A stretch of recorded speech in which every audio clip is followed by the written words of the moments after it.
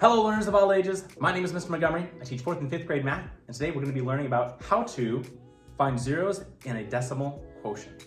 Now, when we were working with decimals yesterday, we had all the numbers lined up perfectly, and there was not a single time where 0 would go into the top unless it was in the whole number spot. Today, that's not necessarily the case.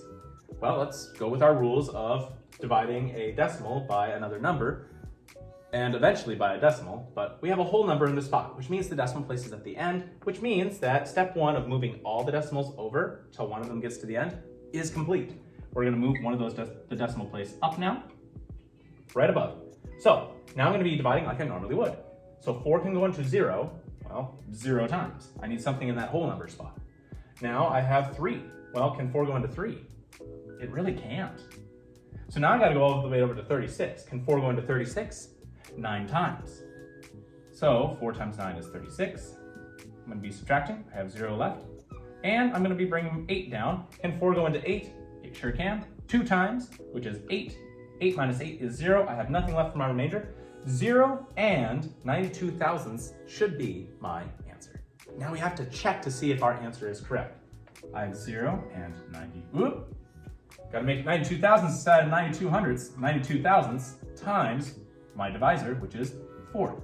First step, and I remember this from last lesson, I have to move my decimal place all the way over. I moved it over 1, 2, 3 spots to the very end. Now I have essentially, well, 92 times 4. Well, 4 times 2 is 8, and 4 times 9 is 36. And now I got to move my decimal place from the end over 3 spots. 1, 2, 3. Decimal place goes in front. So that means that I'm going to need a 0 in front of that decimal for the whole number spot. 3, 6, 8. And my answer for my multiplication problem should be 0 and 368 thousandths, which is exactly the same as the number that I started off in my dividend spot. Which means that 0 and 92 thousandths is my absolute correct answer. Let's do one more example. I have 25 and 848 thousandths divided by 6. Well, 6, can it go into 2? No. Can it go into 25? Yeah, it can. It can go into 25 4 times, which is 24. Gotta subtract, I have 1 left over. Oh, I forgot the first step. Man, good thing that we're double checking here. Okay, first step when we divide, we're gonna make sure that all our decimals are all the way over, at least one of them is all the way over, and we're gonna bring our decimal place up. Being extra forgetful today.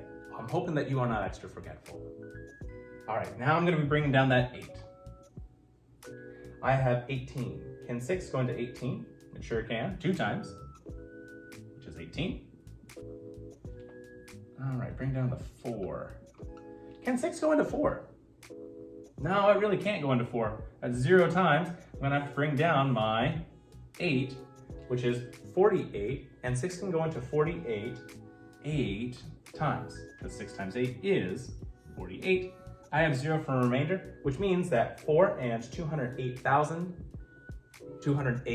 thousandths, yep, is my correct answer.